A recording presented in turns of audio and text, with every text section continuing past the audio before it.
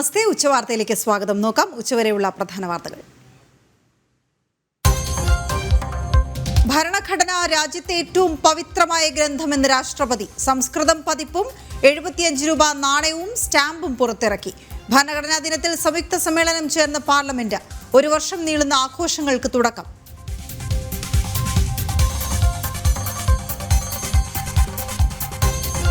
പതിനെട്ടാം പടിയിലെ പോലീസ് ഫോട്ടോഷൂട്ടിൽ ഇടപെട്ട് ഹൈക്കോടതി. നാളെ റിപ്പോർട്ട് നൽകാൻ എക്സിക്യൂട്ടീവ് ഓഫീസർക്ക് നിർദ്ദേശം. സന്നിധാനത്ത് പോലീസുകാരുടെ ഫോട്ടോ എടുപ്പ് നിരോധിച്ച് DGP.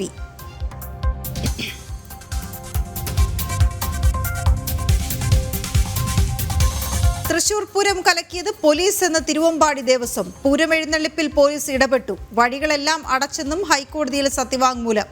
ആനകളെ കുറിതൊടിയിക്കരുതെന്ന നിർദ്ദേശം പിൻവലിച്ച് ഗുരുവായൂർ ദേവസ്വം ബോർഡ്.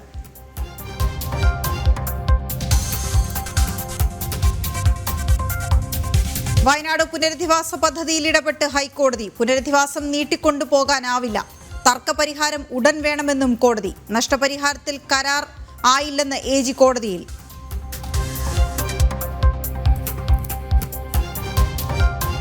വനവാസി കുടുംബത്തോട് സംസ്ഥാന സർക്കാർ അനാസ്ഥ. 1.5 വയസ്സുകാരന്റെ ആശുപത്രി മാറ്റത്തിന് ആംബുലൻസിനായി കാത്തുനിന്നത് 1 മണിക്കൂറിലധികം.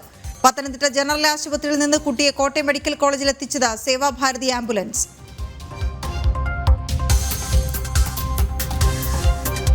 ആലപ്പുഴയിലെ ഏരിയ സമ്മേളനത്തിൽ തട്ടിപ്പ് കേസ് പ്രതികൾ. വ്യാജ രസീത് ബിരിയാണി ചലഞ്ച് തട്ടിപ്പ് കേസ് പ്രതികളെ പ്രതിനിധികളാക്കി CPM.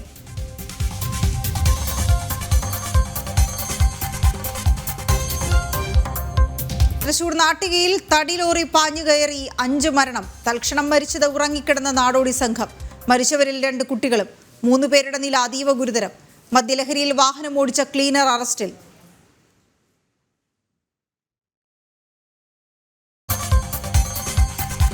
കട്ടിംഗ് സൗത്ത് നടത്തിപ്പിന് കനേഡിയൻ ഫണ്ടിംഗ്. സംഘാടകർ പണം കൈപ്പറ്റിയത് വിദേശകാര്യ മന്ത്രാലയം അറിയാതെ. അനുമതി തേടിയില്ല എന്ന് സ്ഥിരീകരണം. രേഖകൾ ജനം TVക്ക്.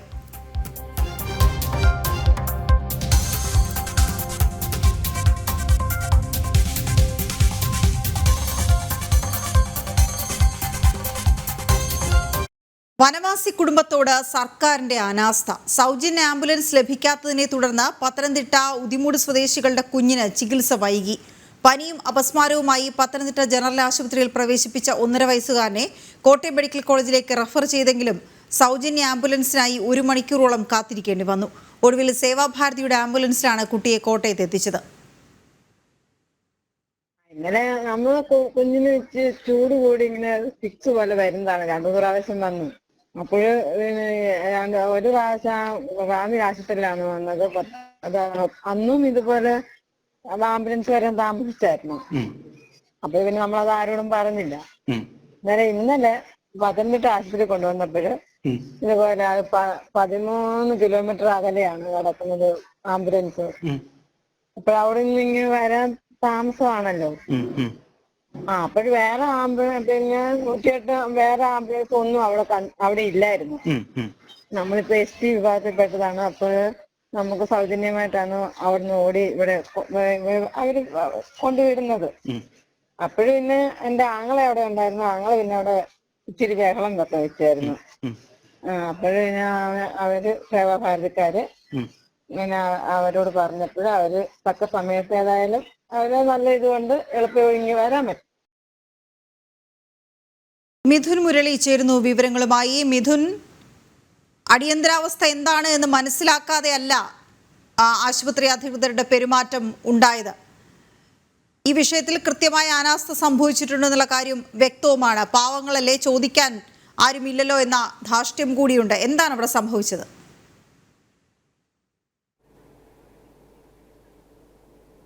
വീണ, പത്തനംതിട്ട ജനറൽ ആശുപത്രിയിലേക്ക് ഉദിമൂട് സ്വദേശികളായ കുഞ്ഞിനെയും കൊണ്ട് ഇന്നലെ വൈകിട്ട് 5 മണിയോടെയാണ് ഓട്ടോയിൽ കുടുംബം എത്തിയത്.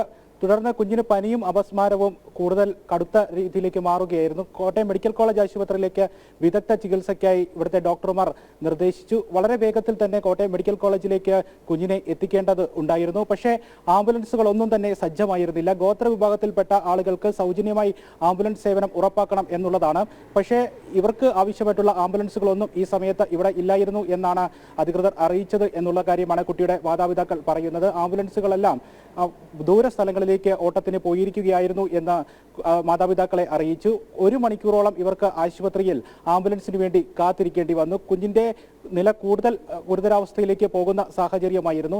പിന്നീട് ആംബുലൻസ് സേവനത്തിന് വേണ്ടി അവിടെയുള്ള ആളുകളുമായിട്ട് അന്വേഷിച്ചപ്പോൾ ഇവർ തിരക്കിയപ്പോൾ 1 കിലോമീറ്ററുകൾ അപ്പുറത്താണ് ആംബുലൻസ് ഉള്ളത്, ഇനിയും എത്താൻ വൈകുമെന്ന് ഇവരെ അറിയിക്കുകയും ചെയ്തു. പിന്നീട് ശബരിമല തീർത്ഥാടകരുടെ സേവനത്തിന് വേണ്ടി സജ്ജമാക്കിയിരുന്ന സേവാഭാരതി പ്രവർത്തകർ ഇവരുടെ അവസ്ഥ കണ്ട് ഇവരെ ബന്ധപ്പെടുകയും ആ ശബരിമല തീർത്ഥാടകർക്ക് വേണ്ടി സജ്ജമാക്കിയ സേവാഭാരതിയുടെ ആംബുലൻസിൽ സൗജന്യമായി വിട്ടു നൽകി കോട്ടയം മെഡിക്കൽ കോളേജിലേക്ക് ഇവരെ എത്തിക്കുകയുമായിരുന്നു. കോട്ടയം മെഡിക്കൽ കോളേജ് ആശുപത്രിയിലെ കുട്ടികളുടെ വിഭാഗത്തിൽ ഇപ്പോൾ കുട്ടി നിരീക്ഷണത്തിലാണ്. വളരെ അത്യാവശ്യമായിട്ട് ശബരിമല സീസണാണ്. പത്തനംതിട്ട ജനറൽ ആശുപത്രി ഈ ശബരിമല തീർത്ഥാടനവുമായി ബന്ധപ്പെട്ട് ഒട്ടനവധി തീർത്ഥാടകരൊക്കെ എത്തുന്ന സമയമാണ്. ആംബുലൻസുകൾ സർവ്വസമയവും സജ്ജമായി നിലനിർത്തേണ്ട സമയവുമാണ്. ഒപ്പം ഇതുപോലെ ഗോത്ര വനവാസി വിഭാഗത്തിൽപ്പെട്ട ആളുകൾക്ക് സൗജന്യ സേവനം ഏത് സമയവും ഉറപ്പാക്കുന്നതിന് വേണ്ടിയും ആംബുലൻസ് സേവനം ഉറപ്പായും ആശുപത്രി പരിസരത്ത് ആശുപത്രിയിൽ ഉണ്ടാകേണ്ടതുമാണ്. പക്ഷേ അത്തരത്തിലുള്ള സജ്ജീകരണങ്ങളൊന്നും പത്തനംതിട്ട ജനറൽ ആശുപത്രിയിൽ, ജില്ലയിലെ പ്രധാനപ്പെട്ട ആശുപത്രിയിൽ ഈ ശബരിമല തീർത്ഥാടന കാലത്ത് പോലും ഇല്ല എന്നുള്ളതാണ് ഏറ്റവും ഗുരുതരമായിട്ടുള്ള അനാവസ്ഥ. ആരോഗ്യമന്ത്രി വീണ ജോർജിന്റെ മണ്ഡലത്തിലെ സർക്കാർ ജനറൽ ആശുപത്രിയിൽ ഗുരുതര അനാസ്ഥകൾ ഉണ്ടാകുന്നു എന്നുള്ളതാണ് ചൂണ്ടിക്കാണിക്കപ്പെടുന്നത്.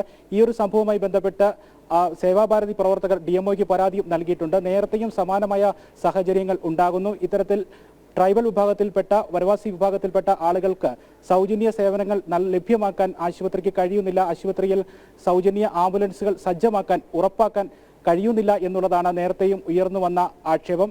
കടുത്ത പനി, കടുത്ത അപസ്മാരവുമായിരുന്നു കുട്ടിക്കുണ്ടായിരുന്നത്. അതുകൊണ്ട് തന്നെ പിന്നീട് ഈ സേവാഭാരതിയുടെ ആംബുലൻസ് ഓടിച്ചിരുന്ന ഡ്രൈവർ പോലീസിൽ ബന്ധപ്പെടുകയും പോലീസിന്റെ അത്യാവശ്യ നിരീക്ഷണത്തോടുകൂടി വളരെ വേഗത്തിലാണ് ചങ്ങനാശ്ശേരിയിൽ നിന്നും പോലീസിന്റെ പെട്രോളിങ്ങിനോടുകൂടി തന്നെയാണ് ചങ്ങനാശ്ശേരിയിൽ നിന്നും കോട്ടയം മെഡിക്കൽ കോളേജിലേക്ക് അതിവേഗത്തിൽ ഈ കുട്ടിയെ എത്തിക്കുകയും ചെയ്തത്. നേരത്തെയും സമാനമായ സാഹചര്യങ്ങൾ ഇവർക്ക് നേരിടേണ്ടി വന്നു എന്ന് കുട്ടിയുടെ മാതാവ് പറയുന്നുണ്ട്. റാന്നി ആശുപത്രിയിൽ പ്രവേശിപ്പിച്ചപ്പോഴും നേരത്തെയും സമാനമായ സാഹചര്യങ്ങൾ കുട്ടിക്ക് ഇവർക്ക് ഈ ആംബുലൻസ് സേവനത്തിന്റെ കാര്യത്തിൽ ഉണ്ടാകുന്നു. ഈ കാര്യങ്ങൾ നേരത്തെയും ബന്ധപ്പെട്ട അധികാരികളെ അറിയിച്ചിട്ടും നടപടികളൊന്നും ഉണ്ടാകാത്ത സാഹചര്യം ഉണ്ടായിരുന്നു എന്നാണ് കുട്ടിയുടെ മാതാവ് പറയുന്നത്. ഗുരുതരമായിട്ടുള്ള അനാവസ്ഥയാണ്.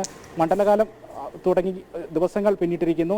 തീർത്ഥാടന കാലത്ത് പത്തനംതിട്ട ജില്ലയിലെ ഏറ്റവും പ്രധാനമായിട്ടുള്ള ജനറൽ ആശുപത്രിയിൽ തീർത്ഥാടകരൊക്കെ ധാരാളം എത്തുന്ന ഈ പരിശോധനകളുമൊക്കെയായിട്ട് തീർത്ഥാടകരുടെ ബാഹുല്യം ഉണ്ടാകുന്ന ആശുപത്രിയിൽ ഇത്തരത്തിലുള്ള ക്രമീകരണങ്ങൾ ഒരുക്കുന്നില്ല എന്നുള്ളതാണ് എടുത്തു ചൂണ്ടിക്കാണിക്കേണ്ട കാരണം. ആരോഗ്യമന്ത്രി വീണ ജോർജിന്റെ മണ്ഡലത്തിലെ ആശുപത്രിയാണ് എന്നുള്ളതും ചൂണ്ടിക്കാണിക്കപ്പെടേണ്ടത് തന്നെയാണ്. വീണ.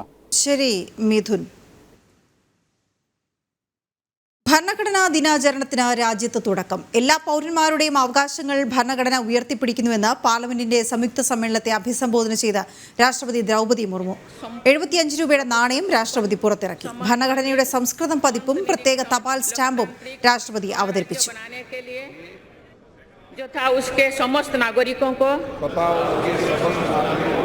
सामाजिक, आर्थिक और राजनैतिक न्याय, विचार, अभिव्यक्ति, विश्वास, धर्म और उपासना की स्वतंत्रता,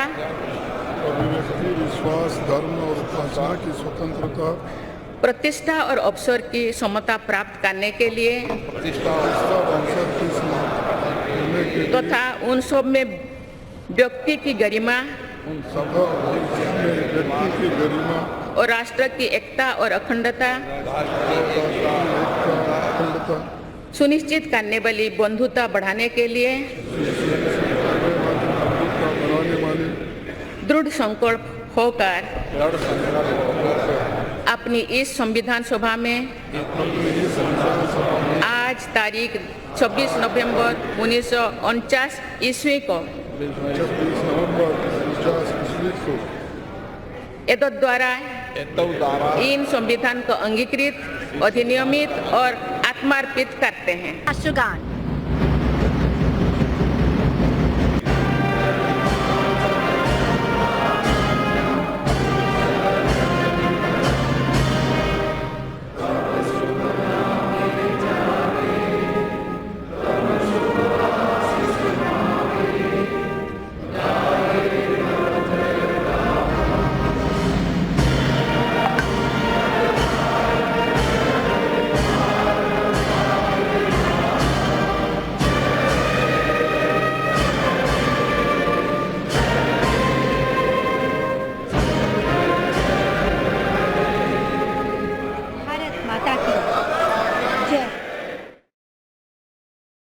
സന്നിധാനത്ത് പോലീസ് ഉദ്യോഗസ്ഥരുടെ ഫോട്ടോ എടുപ്പ് നിരോധിച്ച് DGP.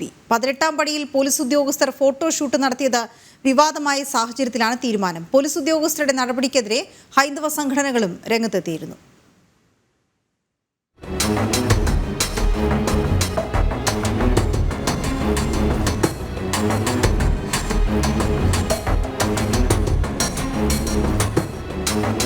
പവിത്രമായ 18ാം പടിയിൽ ഭഗവാന്റെ ശ്രീകോവിലിന് പുറംതിരിഞ്ഞു നിന്നും ഫോട്ടോഷൂട്ട് നടത്തിയ പോലീസ് ഉദ്യോഗസ്ഥരുടെ നടപടിയാണ് വിവാദമായത്. കഴിഞ്ഞ ദിവസം 18ാം പടിയിലെ ഡ്യൂട്ടി കഴിഞ്ഞു മടങ്ങിയ പോലീസ് ഉദ്യോഗസ്ഥരായിരുന്നു ഫോട്ടോഷൂട്ട് നടത്തിയത്. ചിത്രം സമൂഹമാധ്യമങ്ങളിൽ വൈറലായതോടെ വലിയ പ്രതിഷേധമാണ് ഉയരുന്നത്.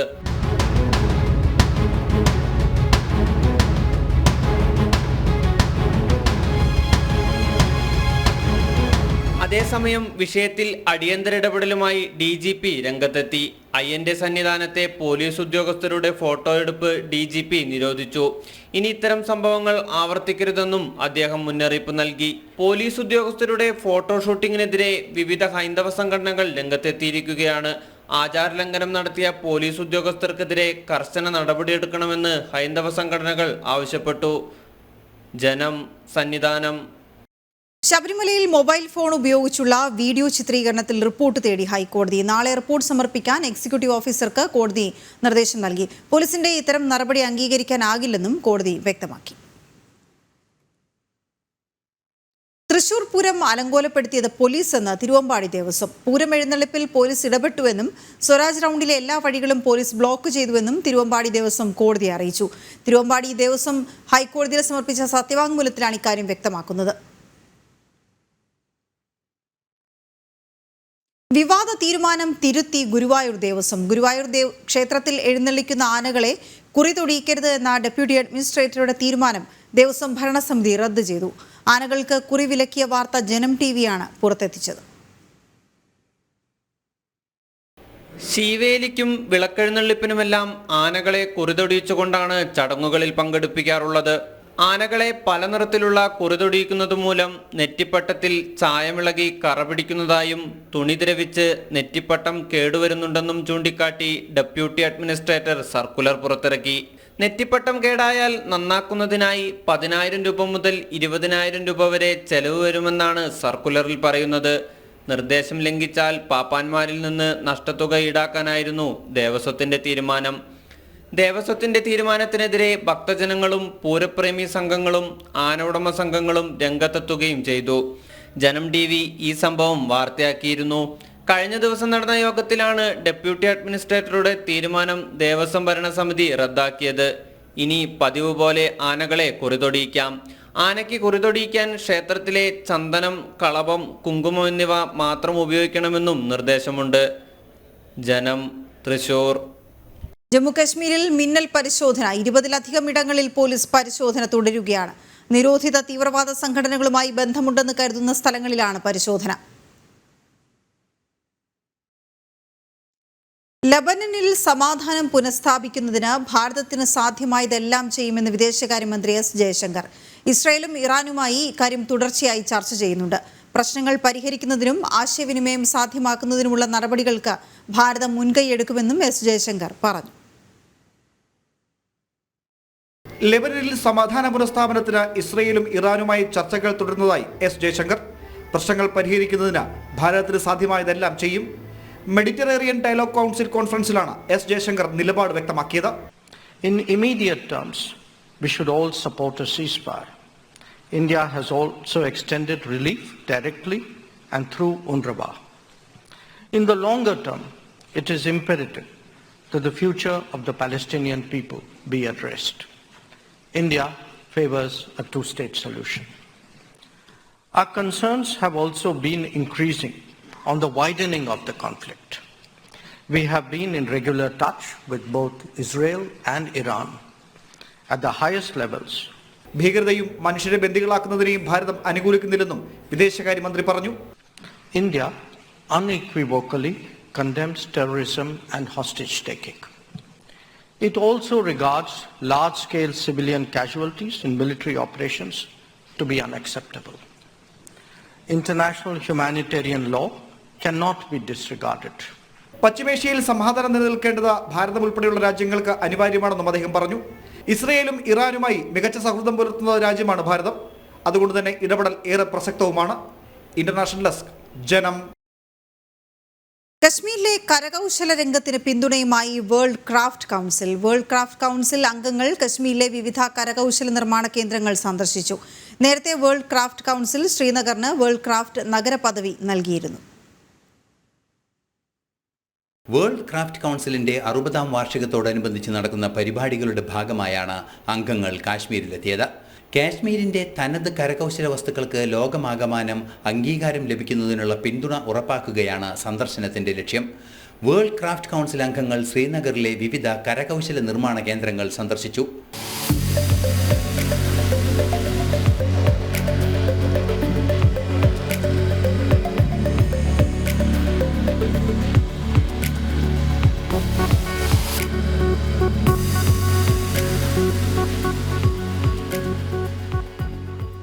ശ്രീനഗറിനെ ലോക കരകൗശല നഗരമായി വേൾഡ് ക്രാഫ്റ്റ് കൗൺസിൽ തെരഞ്ഞെടുത്തിരുന്നു. So we're very keen now to explore how we can actually help the artisans even more. Apart from that, we're also very proud that Srinagar now is also has the status of World Craft City, which has been bestowed by World Craft Council. So that's part of the purpose. And now we're also wanting to have an opportunity to face meet some of the artisans, the production houses and so on, the difficulties that they may be facing and so on. So we want to identify and how we could be in a position to help. ഭരണഘടനയുടെ 370ാം അനുച്ഛേദം ഒഴിവായതോടെ പ്രതീക്ഷാ നിർഭരമായ നിരവധി സംഭവങ്ങളാണ് കാശ്മീരിലുണ്ടാകുന്നത്. കാശ്മീരി കൈത്തറി ഉൾപ്പെടെയുള്ള തനതിനങ്ങൾക്ക് ലോകം മുഴുവൻ പ്രചാരം നൽകുകയാണ് WCCയുടെ സന്ദർശനോദ്ദേശ്യം. നാഷണൽ ഡെസ്ക്, ജനം. 2020 അമേരിക്കൻ തെരഞ്ഞെടുപ്പ് അട്ടിമറിക്കാൻ ശ്രമം നടത്തിയെന്ന ട്രംപിനെതിരായ കേസ് ഫെഡറൽ കോടതി തള്ളി. അധികാരത്തിലിരിക്കുന്ന പ്രസിഡന്റിനെ വിചാരണ ചെയ്യാൻ അനുവാദമില്ലെന്ന് നീതിന്യായ വകുപ്പിന്റെ നയം വിചാരണയെ അംഗീകരിക്കുന്നില്ലെന്ന് ജഡ്ജി ടാനിയ വ്യക്തമാക്കി. CPM ആലപ്പുഴയിലെ ഏരിയ സമ്മേളനത്തിൽ തട്ടിപ്പ് കേസ് പ്രതികൾ. വ്യാജ രസീത് ബിരിയാണി ചലഞ്ച് തട്ടിപ്പ് കേസ് പ്രതികളെ പ്രതിനിധികളാക്കി CPM. കരമടച്ച വ്യാജ രസീത് കോടതിയിൽ നൽകിയ പഞ്ചായത്ത് അംഗം CPM കായംകുളം ഏരിയ സമ്മേളന പ്രതിനിധി. ഒരു വിഭാഗത്തിന്റെ എതിർപ്പ് അവഗണിച്ചാണ് ബ്രാഞ്ച് സെക്രട്ടറി കൂടിയായ ശ്യാമ വേണുവിനെ സമ്മേളന പ്രതിനിധിയാക്കിയത്. ബിരിയാണി ചലഞ്ച് തട്ടിപ്പ് കേസിലെ 1ാം പ്രതിയും ഏരിയ സമ്മേളനത്തിൽ പങ്കെടുക്കുന്നുണ്ട്. മുൻ കാപ്പ കേസ് പ്രതിയും മുൻ പുതുപ്പള്ളി ലോക്കൽ കമ്മിറ്റി അംഗവുമായ സിബി ശിവരാജനെ ജാമ്യത്തിലെടുക്കാൻ വ്യാജകരമടച്ച രസീത് നൽകി കോടതിയെ കബളിപ്പിച്ച CPM ബ്രാഞ്ച് സെക്രട്ടറിയും വനിതാ പഞ്ചായത്ത് അംഗവുമായ ശ്യാമ വേണുവിനെയാണ് കായംകുളം ഏരിയ സമ്മേളനം പ്രതിനിധിയാക്കിയത്. മറ്റൊരാളുടെ വസ്തുവിന്റെ കരമടച്ച രസീതാണ് സ്വന്തം വസ്തുവിന്റേതെന്ന പേരിൽ നൽകിയത്. വസ്തു പഞ്ചായത്ത് അംഗത്തിന്റേതല്ല എന്ന വിവരാവകാശ രേഖ പുറത്തുവന്നതോടെ സിബി ശിവരാജിന്റെ ജാമ്യം കോടതി റദ്ദാക്കിയിരുന്നു. വയനാടിനൊരു കൈത്താങ് എന്ന പേരിൽ ഇല്ലാത്ത സംഘടനയുടെ പേര് പറഞ്ഞ് ബിരിയാണി ചലഞ്ച് തട്ടിപ്പ് നടത്തിയ കേസിലെ 1ാം പ്രതി അരുണും CPM ഏരിയ സമ്മേളനത്തിൽ പുതുപ്പള്ളിയിൽ നിന്നുള്ള പ്രതിനിധിയാണ്. തട്ടിപ്പിൽ ഇവർക്ക് ബന്ധമില്ലെന്നായിരുന്നു CPM നിലപാട്. പാർട്ടിയിലെ ഒരു വിഭാഗത്തിന്റെ എതിർപ്പ് അവഗണിച്ചാണ് ശ്യാമ വേണുവിനെയും അരുണിനെയും സമ്മേളന പ്രതിനിധികളാക്കിയത്. ജനം, ആലപ്പുഴ. ഏറെ വിവാദമായിരുന്ന പന്തീരങ്കാവ് ഗാർഹിക പീഡന കേസിലെ പെൺകുട്ടിക്ക് വീണ്ടും മർദ്ദനമേറ്റതായി പരാതി. ഭർത്താവ് മർദ്ദിച്ചതായി ആരോപിച്ച് പെൺകുട്ടി പോലീസിൽ പരാതി നൽകി. ഭർത്താവ് രാഹുലിനെതിരെ പീഡനത്തിനും നരഹത്യാശ്രമത്തിനും പോലീസ് കേസെടുത്തു. പരാതിയില്ലെന്നും ഭർത്താവിനൊപ്പം ജീവിക്കാനാണ് ആഗ്രഹമെന്നും പെൺകുട്ടി പറഞ്ഞതനുസരിച്ച് ഹൈക്കോടതി റദ്ദാക്കിയ കേസാണ് വീണ്ടും ഉയർന്നു വന്നിരിക്കുന്നത്. ഭക്ഷണവുമായി ബന്ധപ്പെട്ട തർക്കത്തെ തുടർന്ന് ഭർത്താവ് രാഹുൽ മർദ്ദിച്ചതായാണ് പെൺകുട്ടിയുടെ പരാതി. പരുക്കേറ്റ പെൺകുട്ടി മെഡിക്കൽ കോളേജ് ആശുപത്രിയിൽ ചികിത്സ തേടിയിരുന്നു. ക്രൂരമായാണ് മർദ്ദിച്ചതെന്ന് പെൺകുട്ടി ആശുപത്രിയിൽ പോലീസിന് മൊഴി നൽകി. അമ്മ വിളിച്ചതിന്റെ പേരിലും മർദ്ദനമേൽക്കേണ്ടി വന്നതായും പരാതിയിലുണ്ട്. 1.5 മാസം മുമ്പാണ് ആദ്യ കേസ് ഹൈക്കോടതി റദ്ദാക്കിയതിനെ തുടർന്ന് ഇരുവരും പന്തീരങ്കാവിലെ രാഹുലിന്റെ വീട്ടിൽ താമസം തുടങ്ങിയത്. രക്ഷിതാക്കൾക്കൊപ്പം എത്തിയാണ് പെൺകുട്ടി പരാതി നൽകിയത്. ഭർതൃപീഡനത്തിനും നരഹത്യാശ്രമത്തിനും പോലീസ് രാഹുലിനെതിരെ കേസെടുത്തു. മദ്യപിച്ച് പൊതുസ്ഥലത്ത് ബഹളമുണ്ടാക്കിയതിന് രാഹുലിനെതിരെ ആദ്യം കേസെടുത്തിരുന്നു. പന്തീരങ്കാവ് പോലീസ് വൈകിട്ടോടെ രാഹുലിനെ കോടതിയിൽ ഹാജരാക്കും. സർട്ടിഫിക്കറ്റുകൾ വേണമെന്ന പെൺകുട്ടിയുടെ ആവശ്യത്തിൽ രാഹുലിന്റെ വീട്ടിൽ പോലീസ് പരിശോധന നടത്തിയിരുന്നു. ജനം, കോഴിക്കോട്. കട്ടിംഗ് സൗത്ത് നടത്തിപ്പിനായി സംഘാടകർ കാനഡയിൽ നിന്ന് ഫണ്ട് സ്വീകരിച്ചത് വിദേശകാര്യ മന്ത്രാലയം അറിയാതെ. കനേഡിയൻ ഹൈക്കമ്മീഷനുമായി സ്പോൺസർഷിപ്പ് കരാറുണ്ടാക്കി സംഘാടകർ $4000 കൈപ്പറ്റിയിരുന്നു. ഇതിന് അനുമതി തേടിയിരുന്നില്ല എന്ന് വിദേശകാര്യ മന്ത്രാലയം വ്യക്തമാക്കി. ഫണ്ടിങ്ങിന്റെ രേഖകൾ ജനം ടിവിക്ക് ലഭിച്ചു. കഴിഞ്ഞ വർഷം മാർച്ചിൽ കൊച്ചിയിൽ നടന്ന കട്ടിംഗ് സൗത്ത് മീഡിയ കോൺക്ലേവിനായി ന്യൂസ് മിനിറ്റ്, ന്യൂസ് ലൗണ്ടറി, കോൺഫ്ലുവൻസ് മീഡിയയുമാണ് കാനഡ ഹൈക്കമ്മീഷനുമായി സ്പോൺസർഷിപ്പ് കരാറുണ്ടാക്കിയത്. പരിപാടിയുടെ നടത്തിപ്പിനായി $4000 കൈപ്പറ്റി. ഇത്തരത്തിൽ വിദേശ പണം വാങ്ങിയതിന് അനുമതി തേടിയിട്ടില്ലെന്നും അനുമതി നൽകിയിട്ടില്ലെന്നുമാണ് വിദേശകാര്യ മന്ത്രാലയം വ്യക്തമാക്കുന്നത്.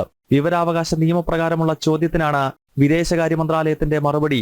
അതായത് FCRA നിയമത്തിന്റെ ലംഘനമാണ് നടന്നിരിക്കുന്നത്. കട്ടിംഗ് സൗത്തിന്റെ മുഖ്യ സംഘാടകരായ കേരള മീഡിയ അക്കാദമി പറയുന്നത് തങ്ങളുടെ ഫണ്ട് ഉപയോഗിച്ചാണ് പരിപാടി നടത്തിയതെന്നാണ്.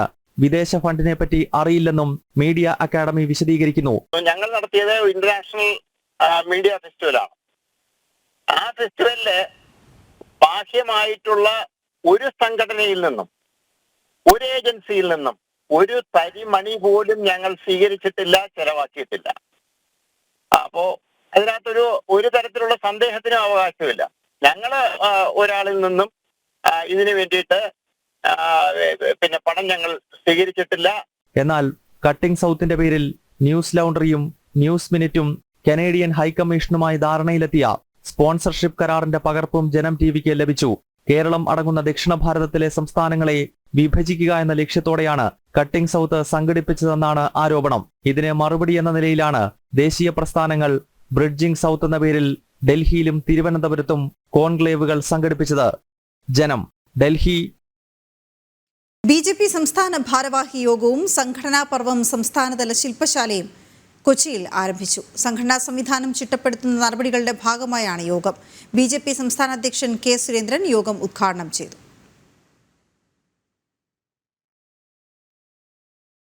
പാലക്കാട്ട് BJPയുടെ അടിസ്ഥാന വോട്ടുകൾ കുറഞ്ഞിട്ടില്ല എന്ന് പാലക്കാട്ട് NDA സ്ഥാനാർത്ഥിയായിരുന്ന C. കൃഷ്ണകുമാർ. ശോഭാ സുരേന്ദ്രൻ പ്രചാരണത്തിൽ സജീവമായിരുന്നു. പ്രമീള ശശിധരൻ പറഞ്ഞതിൽ യാഥാർത്ഥ്യമുണ്ടെങ്കിൽ പരിശോധിച്ച് തിരുത്തുമെന്നും C. കൃഷ്ണകുമാർ പറഞ്ഞു. അവരുടെ ആ ഒരു വികാരപരമായിട്ട് ആ സമയത്ത് അവർ പ്രതികരിച്ചാണ്. അവർക്ക് കൃത്യമായിട്ട് അതിനുശേഷം ബോധ്യപ്പെട്ടിട്ടുണ്ട് അത്തരത്തിൽ പാർട്ടി അങ്ങനെ ഒരു കാര്യം കൗൺസിലർമാരെ സംബന്ധിച്ചോ അല്ലെങ്കിൽ മറ്റുള്ള ഭാരവാഹികളെ സംബന്ധിച്ചോ ഒരു പരാതിയും ഒരെവിടെയും സമർപ്പിച്ചിട്ടില്ല എന്ന് അവർക്കറിയാം. പ്രമീള ചേച്ചി പറഞ്ഞാൽ അതിൽ എന്തെങ്കിലും ഉണ്ടെങ്കിൽ, യാഥാർത്ഥ്യം ഉണ്ടെങ്കിൽ ഞാനതിൽ അങ്ങനെ അത്തരത്തിലുള്ള കാര്യങ്ങൾ ഉണ്ടായിരുന്നുവെങ്കിൽ ഞാനത് പരിശോധിക്കും. അതിനുള്ള തിരുത്തൽ ഞാൻ എൻ്റെ ഭാഗത്തുനിന്ന് വരുത്തും. എന്താ സംശയം?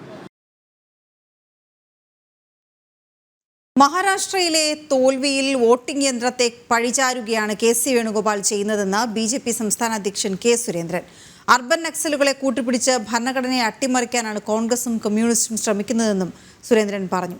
BJP സംസ്ഥാന ഭാരവാഹി യോഗവും സംസ്ഥാനതല ശില്പശാലയും ഉദ്ഘാടനം ചെയ്ത് സംസാരിക്കുകയായിരുന്നു അദ്ദേഹം.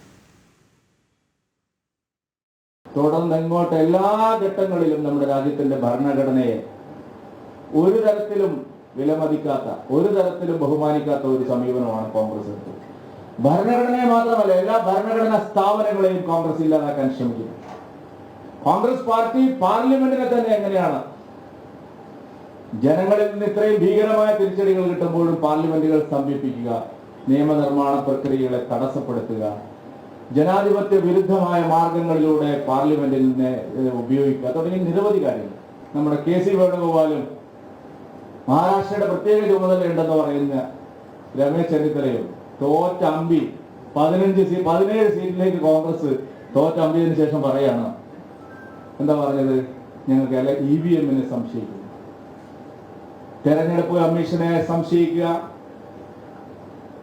ഇലക്ട്രോണിക് വോട്ടിംഗ് മെഷീൻ ടാമ്പർ ചെയ്യപ്പെടുന്നു എന്നുള്ള കള്ള പ്രചാരണം നടത്തുക, തെരഞ്ഞെടുപ്പിൽ കൃത്രിമമായ മാർഗങ്ങൾ ഉപയോഗിക്കുക, രാജ്യദ്രോഹ ശക്തികളെ തെരഞ്ഞെടുപ്പിൽ വിജയിക്കാൻ കൂട്ടുപിടിക്കുക, സുപ്രീം കോടതിയിൽ വരെ സമരം നടത്താൻ കോൺഗ്രസ് ആളെ അയച്ചു. അടുത്ത തിരഞ്ഞെടുപ്പിൽ BJP കൂടുതൽ നഗരസഭകളിൽ അധികാരത്തിലെത്തുമെന്ന് ശോഭാ സുരേന്ദ്രൻ. തിരുവനന്തപുരം, തൃശൂർ കോർപ്പറേഷനുകൾ കൂടി പാർട്ടി പിടിക്കും. പാലക്കാട് നഗരസഭയിൽ ഒരു കൗൺസിലറെങ്കിലും അധികമായി വിജയിപ്പിക്കാനാകുമോ എന്ന് VD സതീശനോട് ശോഭയുടെ ചോദ്യം. നേതൃമാറ്റം ആവശ്യപ്പെടുമോ എന്നത് കുത്തിത്തിരിപ്പ് ചോദ്യമെന്നും ശോഭാ സുരേന്ദ്രൻ പറഞ്ഞു. പാലക്കാട്ടെ തോൽവിക്ക് കാരണം പൊളിറ്റിക്കൽ ഇസ്ലാം എന്ന് BJP നേതാവ് PC ജോർജ്. പാർട്ടിക്കുള്ളിലും സ്ഥാനാർത്ഥി നിർണയത്തിലും പ്രശ്നങ്ങളില്ല, അധ്യക്ഷൻ മാറേണ്ട കാര്യമില്ലെന്നും PC ജോർജ് കൊച്ചിയിൽ പറഞ്ഞു. പൊളിറ്റിക്കൽ ഇസ്ലാമിൻ്റെ വർഗീയവൽക്കരണത്തിൻ്റെ ഭാഗം കേരളത്തിൽ ശക്തമായി വരികയാണ്.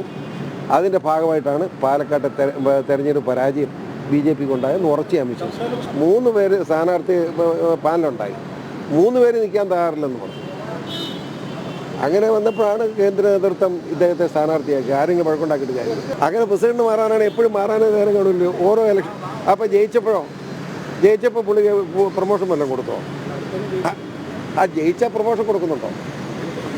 ഇല്ലല്ലോ. നിങ്ങളെന്തിനാ വിഷമിക്കുന്നത്? ഞാനങ്ങനെ കരുതുന്നില്ല. ഞാൻ പറഞ്ഞ വളരെ വ്യക്തമായിട്ട് ഞാൻ പറഞ്ഞില്ല തോൽവിക്ക് പ്രധാന കാരണം അത് സുരേന്ദ്രനല്ല, അതിനും വലിയ നഡ്ഡാജി നോക്കിയാലും ഞാൻ ഈ പറഞ്ഞ കാര്യത്തിൽ എന്ത് ചെയ്യാൻ പറ്റും? വർഗീയ ധ്രുവീകരണം ഉണ്ടാക്കുക, അതിനകത്ത് വഴക്കുണ്ടാക്കിയിട്ടെന്ന കാര്യം. പിന്നെ സുരേന്ദ്രൻ്റെ മുഖത്ത് കയറി വല്ല കാര്യമുണ്ടോ?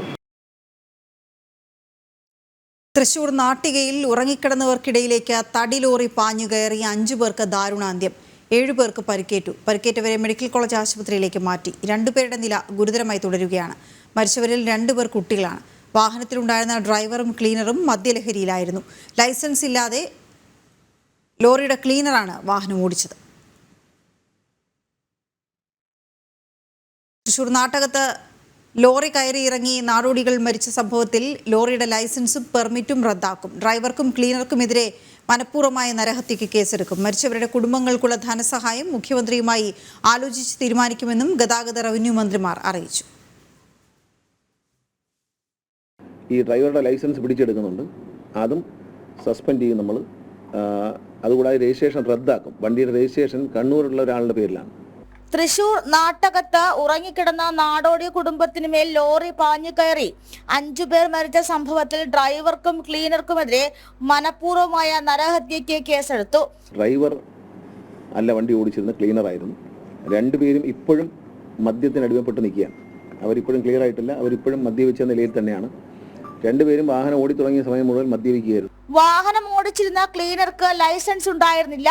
ഇവർക്കെതിരെ ഗുരുതരമായിട്ടുള്ള കുറ്റങ്ങളാണ് കമ്മീഷണറും കളക്ടറും സ്ഥലം സന്ദർശിച്ചതിനു ശേഷം റവന്യൂ വകുപ്പിന് നൽകിയത്. ഞങ്ങളുടെ നിർദ്ദേശമനുസരിച്ച് കമ്മീഷണറും കളക്ടറും നേരിട്ട് സ്ഥലത്തെത്തിച്ചേർന്ന് അവിടെ ഉണ്ടായ സംഭവങ്ങളെ സംബന്ധിച്ചിട്ടുള്ള ഒരു വളരെ വിശദമായിട്ടുള്ള റിപ്പോർട്ട് സർക്കാരിന് നൽകും. തുടർന്നുള്ള നടപടിക്രമങ്ങൾ മുഴുവൻ കോർഡിനേറ്റ് ചെയ്യാൻ ജില്ലാ കളക്ടറെ ചുമതലപ്പെടുത്തിയിട്ടുണ്ട്. മരിച്ചവരുടെ മൃതദേഹം സ്വന്തം നാട്ടിലേക്ക് എത്തിക്കുന്നതുൾപ്പെടെയുള്ള നടപടികൾ സർക്കാർ ഏറ്റെടുക്കും. പരിക്കേറ്റവർക്കുള്ള ചികിത്സാ ചെലവും സർക്കാർ വഹിക്കുമെന്നും റവന്യൂ മന്ത്രി വ്യക്തമാക്കി. ജനം, തിരുവനന്തപുരം. മെക്സിക്കോ, കാനഡ എന്നിവിടങ്ങളിൽ നിന്ന് അമേരിക്കയിലേക്ക് ഇറക്കുമതി ചെയ്യുന്ന ഉൽപ്പന്നങ്ങൾക്ക് നികുതി ഏർപ്പെടുത്തുമെന്ന് ഡൊണാൾഡ് ട്രംപ്. 25% നികുതി ഏർപ്പെടുത്തുക. ചൈനീസ് ഉൽപ്പന്നങ്ങൾക്ക് 10% നികുതിയും ഏർപ്പെടുത്തും. ഇതുവഴി കുടിയേറ്റ നിയന്ത്രണത്തിനും മയക്കുമരുന്ന് കടത്ത് തടയുന്നതിനും പ്രേരിപ്പിക്കുകയാണ് ലക്ഷ്യമെന്നും ട്രംപ് വ്യക്തമാക്കി. ഐസൺ ജോസ് ചേർന്ന വിവരങ്ങളുമായി. ഐസൺ, ഈ ട്രംപിന്റെ പുതിയ നീക്കം എങ്ങനെയാണ് വിലയിരുത്തുന്നത്? വീണ, തീർച്ചയായും ട്രംപിൻ്റെ പുതിയ നീക്കത്തെ വിലയിരുത്തപ്പെടുന്നത് കുടിയേറ്റ വിരുദ്ധ നീക്കങ്ങൾ ശക്തിപ്പെടുന്നതിൻ്റെ ഭാഗമായി തന്നെയാണ്. നമുക്കറിയാവുന്നതാണ്, കുടിയേറ്റ വിരുദ്ധ നീക്കങ്ങൾ, അനധികൃത കുടിയേറ്റ വിരുദ്ധ നീക്കങ്ങൾ കർശനമായി തുടരുമെന്ന് അദ്ദേഹം തുടർച്ചയായി പ്രചരണവേളയിലെല്ലാം തന്നെ പറഞ്ഞിരുന്നു. ഇപ്പോൾ അദ്ദേഹം വ്യക്തമാക്കിയിരിക്കുന്നത് കാനഡ, അതുപോലെ തന്നെ മെക്സിക്കോ തുടങ്ങിയ രാജ്യങ്ങൾ കുടിയേറ്റത്തിന് സാഹചര്യമൊരുക്കുന്നു. അത്തരം സാഹചര്യമൊരുക്കുന്നത് തടയുന്നതിന് വേണ്ടി, അവരെ പ്രേരിപ്പിക്കുന്നതിന് വേണ്ടിയാണ് 25% നികുതി, അതായത് കാനഡയിൽ നിന്നും മെക്സിക്കോയിൽ നിന്നും അമേരിക്ക ഇറക്കുമതി ചെയ്യുന്ന ഉൽപ്പന്നങ്ങൾക്ക് 25% നികുതി ഏർപ്പെടുത്താനുള്ളൊരു തീരുമാനമെടുക്കുന്നത്. അതുപോലെ തന്നെ ചൈനയിൽ നിന്നും ഇറക്കുമതി ചെയ്യുന്ന ഉൽപ്പന്നങ്ങൾക്ക് 10% നികുതി ഏർപ്പെടുത്തുമെന്നും അദ്ദേഹം പറഞ്ഞു. നമുക്കറിയാവുന്നതാണ്, തെരഞ്ഞെടുപ്പ് വേളയിലെല്ലാം തന്നെ, പ്രചാരണ വേളയിലെല്ലാം തന്നെ അദ്ദേഹം വളരെ കൃത്യമായി പറഞ്ഞത് ഈ ഡ്രഗ്സിൻ്റെ, അതായത് മയക്കുമരുന്നിൻ്റെ കടത്തും അതുപോലെയുള്ള മറ്റു തെറ്റായ രീതികളുമെല്ലാം തന്നെ ഈ കുടിയേറ്റ വിഭാഗങ്ങൾ, അനധികൃതമായി കുടിയേറിയെത്തുന്നവർ കാര്യമായി നടത്തുന്നുണ്ട്. അത് അമേരിക്കയെ സംബന്ധിച്ചിടത്തോളം വലിയ രീതിയിൽ അത് ബാധിക്കുന്നു. അമേരിക്കയ്ക്ക് അവരുടെ ജീവന ചെലവുകളെല്ലാം തന്നെ കൊണ്ടു നടക്കേണ്ട സാഹചര്യം, അവർക്ക് വൈദ്യസഹായമെല്ലാം നൽകുന്നൊരു സാഹചര്യമെല്ലാം ഉണ്ടാകുമ്പോൾ വലിയ ബാധ്യതയായി അത് അമേരിക്കയ്ക്ക് മാറുന്നു എന്നൊരു നിലപാട് വളരെ കൃത്യമായി പറഞ്ഞിരുന്നു. ഇത്തരത്തിലുള്ള കുടിയേറ്റം, മെക്സിക്കൻ കുടിയേറ്റം തന്നെയാണ് ഏറ്റവും ഗൗരവതരമായി അമേരിക്ക ചർച്ച ചെയ്യുന്നൊരു വിഷയം. ആ വിഷയം തന്നെയാണ് പ്രധാന ഘടകമായി, തെരഞ്ഞെടുപ്പ് ഘടകമായി പോലും അദ്ദേഹം ഉയർത്തിപ്പിടിച്ചത്. ഇൻഫ്ലേഷനോ അല്ലെങ്കിൽ ഈ പണപ്പെരുപ്പമോ അല്ലെങ്കിൽ വിലക്കയറ്റമോ അല്ല, ഈ കുടിയേറ്റമാണ് ഏറ്റവും വലിയ വിഷയം. അത് തങ്ങളുടെ തലമുറയെ നശിപ്പിക്കുന്ന മയക്കുമരുന്നുകൾ കൂടി കടത്താനുള്ള ഒരു സാഹചര്യമായി മാറുന്നു എന്നും കൃത്യമായി ട്രംപ് വിലയിരുത്തിയിരുന്നു. സ്വാഭാവികമായും അത്തരം നീക്കങ്ങൾക്ക് ശക്തി നൽകുന്നതിന്, അതായത് 25% ഇത്തരത്തിൽ നികുതി ഏർപ്പെടുത്തുമ്പോൾ എന്തിനാണ് നികുതി ഏർപ്പെടുത്തുന്നു എന്നതിനൊരു ഉത്തരം കുടിയേറ്റം നിയന്ത്രിക്കുക എന്നത് തന്നെയാണ്. അതുകൊണ്ട് തന്നെ കുടിയേറ്റം നിയന്ത്രിക്കാൻ കാനഡയും മെക്സിക്കോയും തയ്യാറാകുമ്പോൾ ഈ നികുതി കുറയ്ക്കുമോ എന്നത് സംബന്ധിച്ചുള്ള ധാരണയാണ് ഇനി ഉണ്ടാകേണ്ടത് എന്നതാണ് മറ്റൊരു നിരീക്ഷണം. പ്രധാനമായും എടുത്തു പറയേണ്ടത് ഇത്തരം നീക്കങ്ങളെല്ലാം തന്നെ ആദ്യ ദിവസം ഓഫീസിൽ, അതായത് ഫസ്റ്റ് ഡേ ഇൻ ഓഫീസ് എന്നാണ് അദ്ദേഹം പരാമർശിക്കുന്നത്, ജനുവരി 20 അധികാരമേൽക്കുന്ന ആ ദിവസം തന്നെ ഇത്തരം ഉത്തരവുകൾ പുറപ്പെടും എന്നും അദ്ദേഹം പറയുന്നുണ്ട്. വീണ. ഓക്കെ, ശരിയായി സർ. കുട്ടനാട്ടിലെ നെൽകർഷകരോടുള്ള സർക്കാർ അവഗണനയിൽ പ്രതിഷേധം ശക്തമാകുന്നു. നെൽകർഷക സംരക്ഷണ സമിതിയുടെ നേതൃത്വത്തിൽ ഇന്നു മുതൽ അനിശ്ചിതകാല നിരാഹാര സമരം ആരംഭിക്കും. വൃശ്ചിക വേലിയേറ്റമായതോടെ വെള്ളപ്പൊക്കത്തിന് സമാനമായ ദുരിതമാണ് കർഷകർക്ക്. വിത്ത് വിത കഴിഞ്ഞ പാടശേഖരങ്ങളിലടക്കം മടവീഴ്ച വ്യാപകമായതോടെ തണ്ണീർമുക്കം ബണ്ടിന്റെ ഷട്ടറുകൾ പൂർണ്ണമായും തുറക്കണമെന്നാണ് കർഷകരുടെ ആവശ്യം. കഴിഞ്ഞ 3-4 വർഷമായി കുട്ടനാട്ടിലെ കർഷകർക്ക് വൃശ്ചിക മാസത്തിലെ വേലിയേറ്റം വെള്ളപ്പൊക്ക സമാനമാണ്. പുഞ്ചകൃഷിയുടെ ആരംഭത്തിലുണ്ടാകുന്ന വേലിയേറ്റം കർഷകർക്കുണ്ടാക്കുന്ന നഷ്ടം ചെറുതല്ല. പലതവണ ജില്ലാ ഭരണകൂടത്തിനും സർക്കാരിനും പരാതി നൽകിയിട്ടും ഫലമുണ്ടായില്ല. കാർഷിക കലണ്ടർ പിന്തുടരാനാണ് സർക്കാർ പറയുന്നത്. എന്നാൽ ഈ സാഹചര്യത്തിൽ എങ്ങനെ കലണ്ടർ പിന്തുടരുമെന്ന് കർഷകർ ചോദിക്കുന്നു. പുഞ്ചകൃഷി വിതയ്ക്കാൻ ഇനിയും താമസിച്ചാൽ കഴിഞ്ഞ വർഷം ഉഷ്ണതരംഗം സംഭവിച്ചതുപോലെ കർഷകർക്ക് വൻ നഷ്ടമാകും ഉണ്ടാകുക. തണ്ണീർമുക്കം ബണ്ടിന്റെ എല്ലാ ഷട്ടറുകളും റെഗുലേറ്റ് ചെയ്താൽ മാത്രമേ വേലിയേറ്റത്തിൽ നിന്ന് പാടശേഖരങ്ങൾ സംരക്ഷിക്കാൻ കഴിയൂ. ഇനി താമസിച്ചു കഴിഞ്ഞാൽ വരുമ്പോഴത്തേക്ക് കഴിഞ്ഞ വർഷം ഉഷ്ണതരംഗം ഉണ്ടായിട്ട് ആയിരക്കണക്കിന് ഏക്കറിൽ കൃഷി നശിച്ചു പോയി. ഒരു ക്വിൻ്റൽ നെല്ല് പോലും ഒരു ഏക്കറിൽ കിട്ടാത്ത അവസ്ഥ ഉണ്ടായിട്ടുണ്ട്. അത്തരമൊക്കെ സംഭവം ഉണ്ടാകുന്നത് ഈ ബണ്ട് റെഗുലേറ്റ് ചെയ്യണം. അതാണ് ഞങ്ങൾ ആവശ്യപ്പെടുന്നത്. ബണ്ട് പൂർണ്ണമായിട്ട് അടച്ചിടുകയോ പൂർണ്ണമായി തുറന്നിടുകയോ അല്ല, അത് റെഗുലേറ്റ് ചെയ്യണം. എന്ന് പറഞ്ഞാൽ വേലിയേറ്റ സമയത്ത് തണ്ണീർമുക്കം ബണ്ടിൻ്റെ 90 ഷട്ടറുകൾ അടച്ചിടുകയും ഇറക്ക സമയത്ത് തുറന്നു കൊടുക്കുകയും ചെയ്യുക. അതിന് ഇപ്പോൾ സർക്കാരിൻ്റെ ഭാഗത്തുനിന്ന് പറയുന്ന കാര്യം എന്ന് പറഞ്ഞു കഴിഞ്ഞാൽ 28 ഷട്ടറുകൾ വരെ ഇപ്പോൾ അവർക്ക് റെഗുലേറ്റ് ചെയ്യാൻ പറ്റുന്നുള്ളൂ. കാരണം വെച്ചാൽ ഒരു പ്രത്യേക സമയം, നിശ്ചിത സമയം കൊണ്ട് ബുക്കോ ഇതാക്കുകയോ ചെയ്യാൻ പറ്റുന്ന 28-30 ഷട്ടറേ ഉള്ളൂ. ബാക്കിയൊക്കെ റെഗുലേറ്റ് ചെയ്യുകയോ കൺട്രോൾ ചെയ്യുകയോ ചെയ്യണമെന്നുണ്ടെങ്കിൽ ദിവസങ്ങൾ വേണമെന്നുള്ളതാണ്. അതിൻ്റെയൊക്കെ മെക്കാനിക്കൽ പ്രോബ്ലങ്ങളാണ്. അതെല്ലാം ഒഴിവാക്കുകയും ഈ മുഴുവൻ ഷട്ടറുകളും ഏത് അടിയന്തര സാഹചര്യത്തിലും 1 മണിക്കൂറോ 1.5 മണിക്കൂറോ കൊണ്ട് ഈ 90 ഷട്ടറുകളും പൊക്കുകയും താക്കുകയും ചെയ്യുന്ന അവസ്ഥയിലേക്ക് എത്തിയെങ്കിൽ മാത്രമേ കുട്ടനാട്ടിലെ കൃഷി ഇനി മുന്നോട്ട് കൊണ്ടുപോകാൻ പറ്റത്തുള്ളൂ. കൃഷിക്കാരുടെ നിലനിൽപ്പിന് ആവശ്യമായ ന്യായമായ കാര്യങ്ങൾ സർക്കാർ നടപ്പാക്കുക, തണ്ണീർമുക്കം ബണ്ട് റെഗുലേറ്റ് ചെയ്യുക തുടങ്ങിയ ആവശ്യങ്ങൾ ഉന്നയിച്ചാണ് ആലപ്പുഴ കളക്ടറേറ്റിന് മുന്നിൽ നെൽകർഷക സംരക്ഷണ സമിതിയുടെ അനിശ്ചിതകാല നിരാഹാര സമരം ചൊവ്വാഴ്ച 26-ാം തീയതി നവംബർ 26-ാം തീയതി ചൊവ്വാഴ്ച രാവിലെ 10 മണിക്ക് ആരംഭിക്കും. അനിശ്ചിതകാല നിരാഹാര സമരമാണ്. ഞങ്ങൾ ഉന്നയിക്കുന്ന ന്യായമായ, ഞങ്ങളുടെ നിലനിൽപ്പിൻ്റെ അടിസ്ഥാനമായ ആവശ്യങ്ങൾ സാധിച്ചു തരുന്നില്ല എങ്കിൽ ഞങ്ങൾ ഏതറ്റം വരെയും നിരാഹാരം കൊണ്ടുപോകാനായിട്ട് തയ്യാറെടുത്തുകൊണ്ട് തന്നെയാണ് നിൽക്കുന്നത്. ഞങ്ങൾക്ക് പ്രത്യേകിച്ച് യാതൊരു വേറെ താല്പര്യങ്ങളുമില്ല. ഞങ്ങൾ ഒരു രാഷ്ട്രീയ പ്രസ്ഥാനവുമായിട്ട് ചേർന്ന് പ്രവർത്തിക്കുന്നവരല്ല. സ്വതന്ത്രമായി നെൽകർഷകൻ്റെയും കുട്ടനാടിൻ്റെയും ആവശ്യങ്ങൾക്ക് വേണ്ടിയിട്ട് നിലകൊള്ളുന്ന ഒരു ചെറിയ സംഘടനയാണ്. പക്ഷേ നിലനിൽപ്പ് ചോദ്യം ചെയ്യപ്പെടുന്ന സാധാരണക്കാരൻ്റെ വോയിസായി ഞങ്ങൾ മാറുന്നു എന്നുള്ളത് മാത്രമേ ഉള്ളൂ. ജനം, ആലപ്പുഴ. ശരണമെൻ്റെയ്യപ്പ പവർഡ് ബൈ അഴകുള്ള മുടിക്ക് വേണം total care from AVA. Co powered by ഇനിയെന്നും നിങ്ങളുടെ പ്രഭാത ഭക്ഷണം BKD സ്റ്റീം പുട്ടുപൊടി, റിച്ച് ആൻഡ് സോഫ്റ്റ്. ആതുര സേവന രംഗത്ത് സമർപ്പിത സേവനത്തിന്റെ 50 വർഷങ്ങൾ. Bharat hospital in association with GDS Subasana agarbattis. ഇനി ആനന്ദം നിറയട്ടെ ഓരോ ആരംഭത്തിലും. Makarajyothi group of companies, Pune, Maharashtra. ഇനി നമ്മുടെ വീട്ടിൽ ഉദയഭാരത് കലണ്ടർ തന്നെ. വ്രതശുദ്ധിയുടെ നാളുകളിൽ വീടെങ്ങും ഉയരട്ടെ മകരനക്ഷത്രങ്ങൾ. ആർഷ പ്യൂർ പൂജ പ്രൊഡക്ട്സ്. വ്രതശുദ്ധിയുടെയും നന്മയുടെയും നാളുകൾ പരിശുദ്ധമാക്കാം മിൽമയ്ക്കൊപ്പം.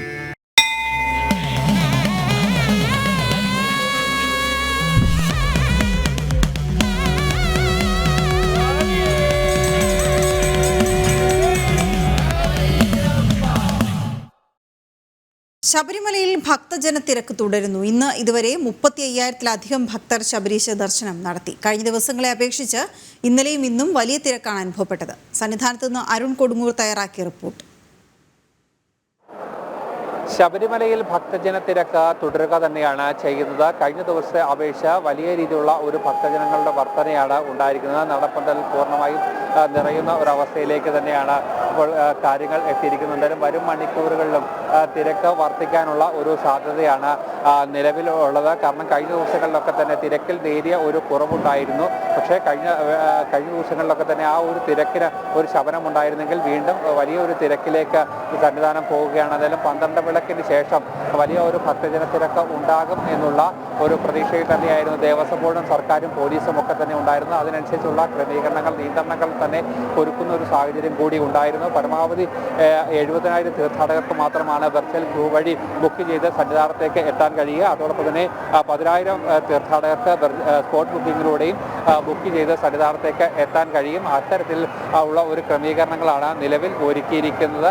അതോടൊപ്പം തന്നെ ഈ തീർത്ഥാടകർ വെർച്വൽ ക്യൂ വഴി ബുക്ക് ചെയ്യുന്ന തീർത്ഥാടകരുടെ എണ്ണം വർദ്ധിപ്പിക്കണം എന്നുള്ള ഒരു ആവശ്യം നേരത്തെ തന്നെ ഭക്തജന സംഘടനകളൊക്കെ തന്നെ മുന്നോട്ട് വെച്ചിരുന്നു. പക്ഷേ ഒരുപാട് തീർത്ഥാടകർക്ക് ഇത്തരത്തിൽ ബുക്ക് ചെയ്യാനായി സാധിക്കാത്ത ഒരു സാഹചര്യങ്ങളൊക്കെ തന്നെ ഉണ്ടാകുന്നുണ്ട്. എന്തായാലും ശരാശരി 80,000-ഓളം തീർത്ഥാടകർ ഒരു ദിവസം സന്നിധാനത്തേക്ക് എത്തുന്ന ഒരു സാഹചര്യമാണ് നിലവിൽ ഉള്ളത്. എന്തായാലും ബുക്ക് ചെയ്ത തീർത്ഥാടകർ പൂർണ്ണമായും എത്തുന്നതിനൊപ്പം തന്നെ വെർച്വൽ ക്യൂ വഴി 10,000-ഓളം തീർത്ഥാടകർ കൂടി അങ്ങനെ 80,000 തീർത്ഥാടകർ ഒരു ദിവസം ശബരിമലയിലേക്ക് എത്തുന്ന ഒരു സാഹചര്യമാണ് നിലവിലുള്ളത്. എന്തായാലും കഴിഞ്ഞ വർഷത്തെ അപേക്ഷിച്ചുകൊണ്ട് തീർത്ഥാടകരുടെ ഒരു തിരക്കിൽ വലിയ വർധനയുണ്ടായിട്ടുണ്ട്. വരുമാനത്തിലും ഗണ്യമായ ഒരു വർധനയാണ് ശബരിമലയിൽ ഉണ്ടായിരിക്കുന്നത്. എന്തായാലും 12 വിളക്കിന് ശേഷം മലയാളികളടക്കമുള്ള തീർത്ഥാടകരുടെ എണ്ണത്തിൽ വലിയ രീതിയിലുള്ള ഒരു വർധന ഉണ്ടാകും. അതനുസരിച്ചുള്ള ക്രമീകരണങ്ങൾ കഴിഞ്ഞ തവണ ഈ 12 വിളക്കിന് ശേഷം വലിയ രീതിയിലുള്ള ഒരു തിരക്ക് ശബരിമലയിൽ അനുഭവപ്പെട്ടിരുന്നു. തീർത്ഥാടകരെ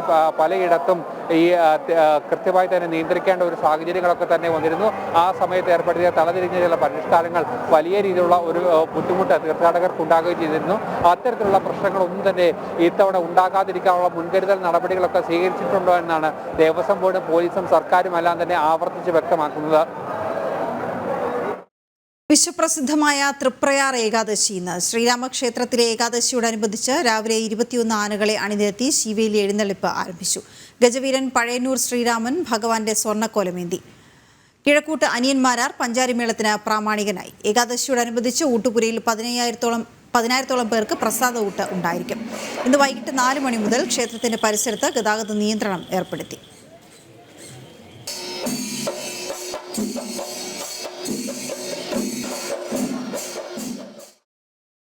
ആലപ്പുഴ ഹരിപ്പാട്ട് അഭിഭാഷകന്റെ ഓഫീസ് ബലമായി ഒഴിപ്പിച്ച ഗുണ്ടകൾക്കെതിരെ കേസെടുക്കാത്തതിൽ പ്രതിഷേധിച്ച് അഭിഭാഷകർ ഹരിപ്പാട് പോലീസ് സ്റ്റേഷൻ ഉപരോധിച്ചു. അജിത് ശങ്കർ എന്ന അഭിഭാഷകന്റെ ഓഫീസാണ് ഒഴിപ്പിച്ചത്. ഗുണ്ടകളെ പിടികൂടിയെങ്കിലും പോലീസ് കേസെടുക്കാതെ വിട്ടു എന്നാണ് അഭിഭാഷകരുടെ പരാതി. വസ്തു ഉടമയുമായി കേസുണ്ടായിരുന്നെങ്കിലും അഭിഭാഷകന് അനുകൂലമായിരുന്നു വിധി. പോലീസ് നടപടിക്കെതിരെ അഭിഭാഷകർ പ്രതിഷേധ യോഗവും ചേർന്നു. ഉത്തർപ്രദേശിലെ സംഭാലിൽ കലാപത്തിന് വഴിവെച്ചത് സമാജ്വാദി പാർട്ടി നേതാവും MP-യുമായ സിയാഉർ റഹ്മാൻ ബാർഖാണെന്ന് പോലീസ് FIR. ഷാഹി ജുമാ മസ്ജിദിൽ നടന്ന സർവേക്കിടെയാണ് ആക്രമണം ഉണ്ടായത്. കൊല്ലാനുള്ള ഉദ്ദേശത്തോടെയാണ് അക്രമികൾ പോലീസിന് നേർക്ക് വെടിവെച്ചതെന്നും FIR-ൽ പറയുന്നു. സാമുദായിക സൗഹാർദ്ദം തകർക്കുക എന്ന ഉദ്ദേശത്തോടെയാണ് സമാജ്വാദി പാർട്ടി നേതാവും MP-യുമായ സിയാഉർ റഹ്മാൻ ബാർഖിന്റെ ഇടപെടലെന്നാണ് പോലീസ് FIR-ൽ ചൂണ്ടിക്കാട്ടുന്നത്. രാഷ്ട്രീയ നേട്ടത്തിനായി MP സിയാഉർ റഹ്മാൻ ജനക്കൂട്ടത്തെ പ്രകോപിപ്പിച്ചു. ജനക്കൂട്ടത്തെ പ്രേരിപ്പിച്ചതിനും അക്രമം ആസൂത്രണം ചെയ്തതിനുമാണ് സിയാഉർ റഹ്മാൻ ബാർഖിനെതിരെ പോലീസ് കേസെടുത്തത്. സമാജ്വാദി പാർട്ടിയുടെ മറ്റൊരു പ്രധാന നേതാവും MLA-യുമായ ഇക്ബാൽ മുഹമ്മൂദിന്റെ മകൻ സൊഹേൽ ഇക്ബാലിനെതിരെയും പോലീസ് കേസെടുത്തിരുന്നു. കൊല്ലുക എന്ന ഉദ്ദേശത്തോട് തന്നെയാണ് അക്രമികൾ പോലീസിന് നേർക്ക് വെടിയുതിർത്തത്. മാരകായുധങ്ങളും ഹോക്കി സ്റ്റിക്കുകളും കമ്പിവടികളും കല്ലുകളും ഉപയോഗിച്ചാണ് അക്രമികൾ പോലീസിനെ നേരിട്ടത്. पत्थरबाज थे, उनका क्या मकसद था, उनका क्या उद्देश्य था। पुलिस वालों के पांव में गोली लगी है और इस तरीके की ये जो उनका जो उद्देश्य था, लेकिन हमारी पुलिस ने और प्रशासन ने സമാജ്വാദി പാർട്ടി പ്രതിനിധി സംഘം സംഭാൽ സന്ദർശിക്കുന്നതിനെ ഉത്തർപ്രദേശ് ഉപമുഖ്യമന്ത്രി കേശവ് പ്രസാദ് മൗര്യ വിമർശിച്ചു. അക്രമത്തിന് നേതൃത്വം കൊടുത്തവർ തന്നെ മേഖല സന്ദർശിക്കുന്നതിലെ ഔചിത്യവും ഉപമുഖ്യമന്ത്രി ചോദ്യം ചെയ്തു. उत्तर प्रदेश के जो परिणाम आए उससे तो श्री अखिलेश यादव जी को मिर्ची लगी है. भारतीय जनता पार्टी की बल्ले बल्ले है. कोई डेलीगेशन जा रहा है उससे कोई लेना देना नहीं हो. प्रशासन स्थिति को देख करके निर्णय लेगा. मैंने कहा श्री अखिलेश यादव जी को बहुत तेज मिर्ची लगी है कि उनसे मुस्लिम भी खिसक रहा है, यादव भी खिसक रहा है. അതേസമയം നിലവിൽ സംഭാലിൽ സ്ഥിതിഗതികൾ ശാന്തമാണ്. ജനജീവിതം സാധാരണഗതിയിലായിട്ടുണ്ട്. ജനം, ഡൽഹി. മന്ത്രി സജി ചെറിയാനെ പരോക്ഷമായി വിമർശിച്ച കുട്ടനാട് MLA തോമസ് കെ തോമസ്. ഭരണഘടനാ മൂല്യങ്ങളെക്കുറിച്ചുള്ള ഫേസ്ബുക്ക് പോസ്റ്റിലാണ് മന്ത്രിയെ വിമർശിച്ചത്. ഭരണഘടനാ പദവികളിലുള്ളവർ മൂല്യങ്ങൾ വിസ്മരിച്ച് പരസ്യ സംഭാഷണങ്ങളിൽ ഏർപ്പെടുന്നുവെന്ന പോസ്റ്റിൽ. ഇടുക്കിയിൽ ഓടിക്കൊണ്ടിരുന്ന KSRTC ബസ്സിൽ നിന്ന് പുറത്തേക്ക് തെറിച്ചു വീണ സ്ത്രീ മരിച്ചു. ഉപ്പുതറ ചീന്തലാർ സ്വദേശി സ്വർണ്ണമ്മയാണ് മരിച്ചത്. കോട്ടയത്ത് നിന്ന് കട്ടപ്പനയിലേക്ക് വന്ന ബസ്സിൽ വെച്ചാണ് അപകടം. ഡോറ് തുറന്ന് റോഡിലേക്ക് വീണ സ്വർണ്ണമ്മയുടെ തലയ്ക്ക് ഗുരുതരമായി പരിക്കേറ്റിരുന്നു. കോട്ടയം മെഡിക്കൽ കോളേജിലേക്ക് കൊണ്ടുപോകും വഴിയാണ് മരിച്ചത്. വാഹനത്തിന് ഡോറിന് തകരാറുണ്ടായിരുന്നതായാണ് ലഭിക്കുന്ന പ്രാഥമിക സൂചന. സംഭവത്തിൽ ഉപ്പുതറ പോലീസ് കേസെടുത്തു.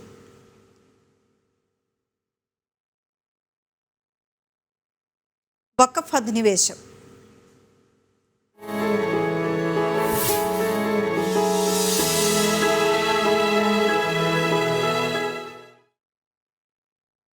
വഖഫ് അധിനിവേശത്തിൽ നിന്ന് മുനമ്പം ജനതയെ സംരക്ഷിക്കാൻ ജുഡീഷ്യൽ കമ്മീഷനെ നിയോഗിക്കാൻ തീരുമാനിച്ച് 3 നാൾ പിന്നിട്ടിട്ടും ടേംസ് ഓഫ് റെഫറൻസ് ഇറക്കാതെ സംസ്ഥാന സർക്കാർ. 3 മാസത്തിനുള്ളിൽ കമ്മീഷൻ റിപ്പോർട്ടിന്റെ അടിസ്ഥാനത്തിൽ പ്രശ്നത്തിന് ശാശ്വത പരിഹാരമാണ് മുഖ്യമന്ത്രി വാഗ്ദാനം നൽകിയത്. ഇതേ സർക്കാർ തന്നെ നടപടികൾ വൈകിപ്പിക്കുന്നതായാണ് ഇപ്പോൾ ചർച്ചയാകുന്നത്. വഖഫ് അധിനിവേശത്തിൽ നിന്നും സ്വന്തം കിടപ്പാടം സംരക്ഷിക്കുന്നതിനായി മുനമ്പം ജനത സമരമാരംഭിച്ചിട്ട് ഇന്ന് 45-ാം ദിവസമാണ്. ഉപതെരഞ്ഞെടുപ്പിന്റെ പേരിൽ സർക്കാർ നടപടി വൈകിപ്പിച്ചതോടെ സമരത്തിന്റെ 41-ാം ദിവസം മാത്രമായിരുന്നു പ്രശ്നപരിഹാരത്തിന് വഴിതേടി സർക്കാർ ഉന്നതതല യോഗം വിളിച്ചത്. യോഗത്തിൽ ജുഡീഷ്യൽ കമ്മീഷനെ നിയോഗിക്കാൻ തീരുമാനിച്ച് 3 ദിവസം കഴിഞ്ഞിട്ടും ടേംസ് ഓഫ് റെഫറൻസ് ഇറക്കാനോ കമ്മീഷന് പ്രവർത്തിക്കാനുള്ള ഓഫീസ് കണ്ടെത്താനോ നടപടി ഇതുവരെ ഉണ്ടായിട്ടില്ല. 3 മാസത്തിനുള്ളിൽ റിപ്പോർട്ട് നൽകണമെന്നാണ് കമ്മീഷൻ ചെയർമാൻ ജസ്റ്റിസ് രാമചന്ദ്രൻ നായരോട് ആവശ്യപ്പെട്ടിട്ടുള്ളത്. 1 മാസത്തിനുള്ളിൽ അന്വേഷണം പൂർത്തിയാക്കി നടപടി വേണമെന്നതായിരുന്നു സമരസമിതിയുടെ ആവശ്യം. മറ്റ് വിവിധ ഉത്തരവാദിത്തങ്ങളുണ്ടെങ്കിലും അതെല്ലാം മാറ്റിവെച്ച് മുനമ്പം കമ്മീഷന്റെ ജോലികൾ പ്രാധാന്യത്തോടെ പൂർത്തിയാക്കുമെന്നും സർക്കാരിൽ നിന്ന് ടേംസ് ഓഫ് റെഫറൻസ് വന്നാലുടൻ ജോലികൾ ആരംഭിക്കുമെന്നും ജസ്റ്റിസ് രാമചന്ദ്രൻ നായർ ജനം ടിവിയോട് വ്യക്തമാക്കിയിരുന്നു. കമ്മീഷനോട് സഹകരിക്കാമെന്ന നിലപാടിൽ സമരസമിതിയും എത്തിയിരുന്നു. എന്നാൽ 3 മാസം സാവകാശം ചോദിച്ചെങ്കിലും പരമാവധി നേരത്തെ പരിഹാരമുണ്ടാക്കാമെന്ന് മുഖ്യമന്ത്രി ഉറപ്പു നൽകിയ ശേഷം സർക്കാരിൽ നിന്നുണ്ടാകുന്ന ഈ മെല്ലപ്പോക്ക് സമീപനം കമ്മീഷന്റെ റിപ്പോർട്ടും തുടർ നടപടികളും വൈകിക്കാൻ ഇടയാക്കുമെന്ന ആശങ്കയാണ് ഉയർത്തുന്നത്. സുധീഷ് ഗോപാൽ, ജനം, കൊച്ചി. സ്വതന്ത്രന്മാരെ ഉപയോഗിച്ചുള്ള പരീക്ഷണങ്ങൾ പാളുന്നതിൽ CPM-ൽ അസ്വസ്ഥത രൂക്ഷം. അൻവറും ജലീലും അടക്കമുള്ളവരുടെ ഉദാഹരണം പാർട്ടി കാണുന്നില്ല എന്നാണ് വിമർശനം. പാലക്കാട്ടടക്കം സംഘടനാ പോരായ്മകൾ പരിഹരിക്കാൻ നേതൃത്വത്തിന് കഴിയാത്തതും വിമർശനത്തിന് വഴിവെക്കുന്നുണ്ട്. ജയസാധ്യതയില്ലാത്ത തെരഞ്ഞെടുപ്പുകളിൽ സ്വതന്ത്രരെ മത്സരിപ്പിക്കുന്നത് CPM-ന്റെ സ്ഥിരം രീതിയാണ്. എന്നാൽ PV അൻവർ വിവാദമായതോടെ സ്വതന്ത്രർക്ക് അമിത പ്രാതിനിധ്യം നൽകുന്നത് അപകടകരമാണെന്ന അഭിപ്രായം പാർട്ടിയിൽ സജീവമായിരുന്നു.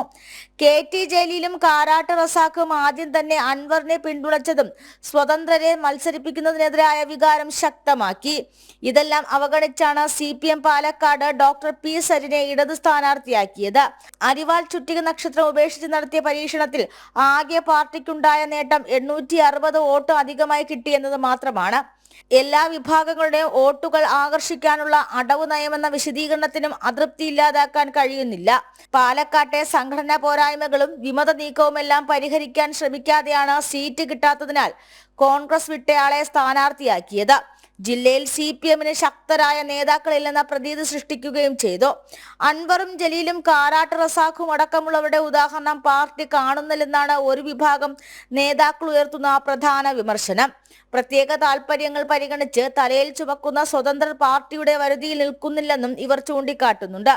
KV തോമസിനെയും ജലീലിനെയും കാരാട്ട് റസാഖിനെയും PT റഹീമിനെയും പോലെ വന്നു ചേർന്നവർക്കെല്ലാം സ്ഥാനമാനങ്ങളും സ്ഥാനാർത്ഥിത്വവും നൽകുന്നതിലുള്ള അമർഷം നേരത്തെ തന്നെ പാർട്ടിയിലുണ്ട്.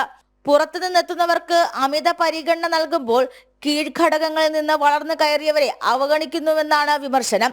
ഇതിനിടയിലാണ് പാലക്കാട്ടെ സ്വതന്ത്രന്റെ തോൽവിയും അസ്വസ്ഥത സൃഷ്ടിക്കുന്നത്. ജനം, തിരുവനന്തപുരം. ഇടുക്കിയിലെ ഏലമലക്കാട് വിഷയത്തിൽ പ്രതിപക്ഷ പാർട്ടികൾ സമരം കടുപ്പിക്കുമ്പോൾ പ്രതിരോധ തന്ത്രങ്ങൾ മെനയുകയാണ് LDF. വിഷയത്തിൽ കോൺഗ്രസ് സ്വീകരിച്ച ജനവിരുദ്ധ നിലപാടുകൾ ഉയർത്തിപ്പിടിച്ച് ചർച്ചയാക്കുക എന്നതാണ് ലക്ഷ്യം. ഏലമലക്കാടുകളെ സംബന്ധിച്ച കോടതി വ്യവഹാരങ്ങളിൽ ഉൾപ്പെടെ സർക്കാർ ഇരട്ടത്താപ്പ് തുടരുമ്പോഴാണ് പ്രതിഷേധങ്ങളെ പ്രതിരോധിക്കാനുള്ള LDF നീക്കം. പരിസ്ഥിതി സംഘടനയായ വൺ എർത്ത് വൺ ലൈഫ് സംഘടന 2002 ഇടുക്കിയിലെ ഏലമലക്കാടുകൾ വനമാണെന്ന് അവകാശപ്പെട്ട് സുപ്രീം കോടതിയെ സമീപിച്ചത്. 2,15,720 ഏക്കർ ഭൂമി വനമാണെന്നായിരുന്നു സംഘടനയുടെ വാദം. 1879 രാജവിളംബരം അനുസരിച്ച് 15,720 ഏക്കർ ഭൂമി മാത്രമാണ് ഏലമലക്കാടുകളായി ഉള്ളത്. പിന്നാലെ സർക്കാരിന്റെ അഭിപ്രായം അറിയാൻ സുപ്രീം കോടതി എംപവേർഡ് കമ്മിറ്റിയെ നിയോഗിച്ചു. എന്നാൽ മാറി മാറി വന്ന സർക്കാരുകൾ ഇതിൽ കാലതാമസം വരുത്തി. പ്രശ്നം ഇടുക്കിയിലെ കർഷകർക്ക് തിരിച്ചടിയാകുമെന്ന് മനസ്സിലായതോടെയാണ് സർക്കാർ സത്യവാങ്മൂലം സമർപ്പിച്ചത്. പക്ഷേ വനം വകുപ്പ് നൽകിയ സത്യവാങ്മൂലത്തിൽ 2,15,720 ഏക്കർ വനഭൂമിയെന്നും റവന്യൂ വകുപ്പ് നൽകിയതിൽ 15,720 എന്നും രേഖപ്പെടുത്തിയത് പ്രതിസന്ധി രൂക്ഷമാക്കി. വിഷയത്തിൽ സുപ്രീം കോടതിയിൽ തിരിച്ചടി നേരിടുമെന്ന് കണ്ടതോടെ തിരുത്തി സംസ്ഥാന സർക്കാർ വീണ്ടും രംഗത്തെത്തി. CHR റവന്യൂ ഭൂമിയാണെന്നും മരങ്ങളുടെ സംരക്ഷണം മാത്രമാണ് വനം വകുപ്പിനുള്ളതെന്നും വ്യക്തമാക്കി ചീഫ് സെക്രട്ടറി ഇടപെട്ട് പുതിയ സത്യവാങ്മൂലം സമർപ്പിച്ചു. വിഷയത്തിൽ വകുപ്പുകൾ തമ്മിൽ ഏകോപനമില്ല എന്ന വസ്തുത നിലനിൽക്കെയാണ് പ്രതിഷേധങ്ങൾ പ്രതിരോധിക്കാൻ LDF ശ്രമിക്കുന്നത്. CHR വിഷയവുമായി ബന്ധപ്പെട്ടൊന്ന് UDF നേതൃത്വവും കോൺഗ്രസും CHR സംബന്ധിച്ചുള്ള അപവാദ പ്രചരണങ്ങൾ LDF ഗവൺമെന്റിനെതിരായി സംഘടിപ്പിക്കുക. അത് തികച്ച രാഷ്ട്രീയ ലക്ഷ്യത്തിന് വേണ്ടിയുള്ള സമരമാണ്. ജനങ്ങളുടെ തെറ്റിദ്ധാരണ ഉണ്ടാക്കുക. ഏത് രാഷ്ട്രീയ പാർട്ടി ചരിത്രത്തെ വളച്ചൊടിച്ചുകൂടാ. ഒരു ചരിത്രം എന്ന് പറയുന്നത് ഒരു യാഥാർത്ഥ്യമാണല്ലോ.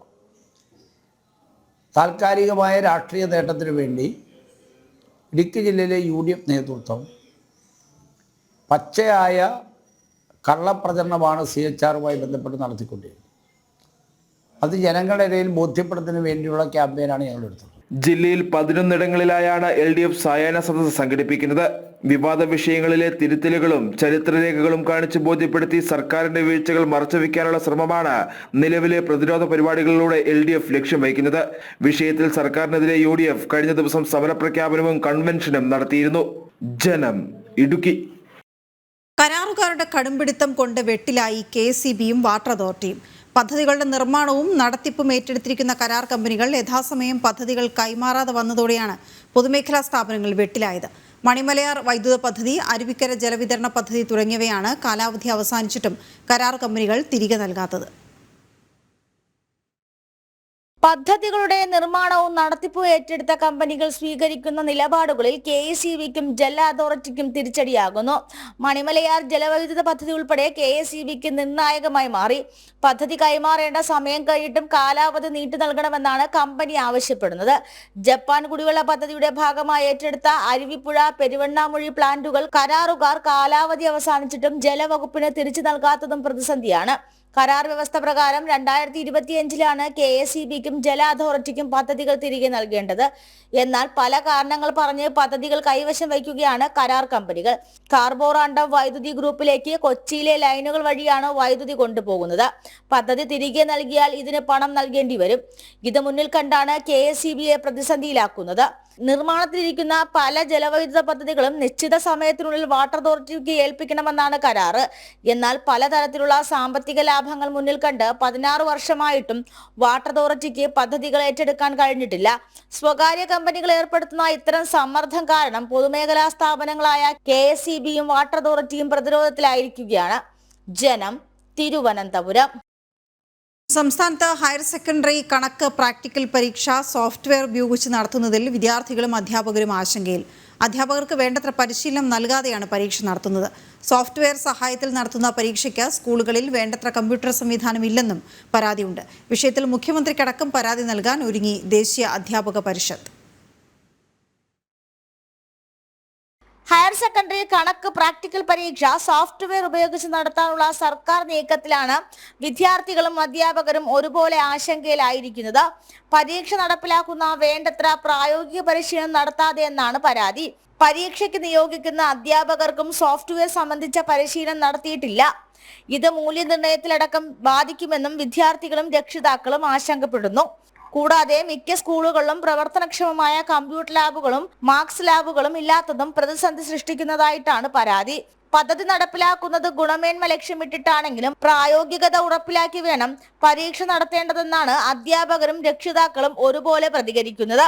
വിഷയത്തിൽ വിദ്യാർത്ഥികളുടെയും അധ്യാപകരുടെയും ആശങ്ക പരിഹരിക്കണമെന്നാവശ്യപ്പെട്ട് മുഖ്യമന്ത്രിക്കും വിദ്യാഭ്യാസ മന്ത്രിക്കും പരാതി നൽകാൻ ഒരുങ്ങുകയാണ് ദേശീയ അധ്യാപക പരിഷത്ത്. ജനം, തിരുവനന്തപുരം. ഇടുക്കിയിൽ വീണ്ടും കാറിൽ സാഹസിക യാത്ര. വാഗമൺ പുള്ളിക്കാനം റോഡിലാണ് വിനോദസഞ്ചാരികൾ അപകടകരമായ രീതിയിൽ യാത്ര ചെയ്തത്. വാഹനത്തിന്റെ ഡോർ വിൻഡോയിലിരുന്ന് ചെയ്ത യാത്രയുടെ ദൃശ്യങ്ങൾ പകർത്തുകയായിരുന്നു സഞ്ചാരികൾ. കേരള രജിസ്ട്രേഷനുള്ള വാഹനത്തിലായിരുന്നു അപകടയാത്ര. പിന്നാലെ എത്തിയ വാഹനത്തിലുണ്ടായിരുന്നവരാണ് ദൃശ്യങ്ങൾ പകർത്തിയത്. മോട്ടോർ വാഹന വകുപ്പ് വാഹനം കണ്ടെത്താനുള്ള അന്വേഷണം ആരംഭിച്ചു. ഉച്ചവാർത്ത പൂർണ്ണമാകുന്നു. ഇടവേളയ്ക്ക് ശേഷം ന്യൂസ് at 2 PM കാണാം. നമസ്തേ.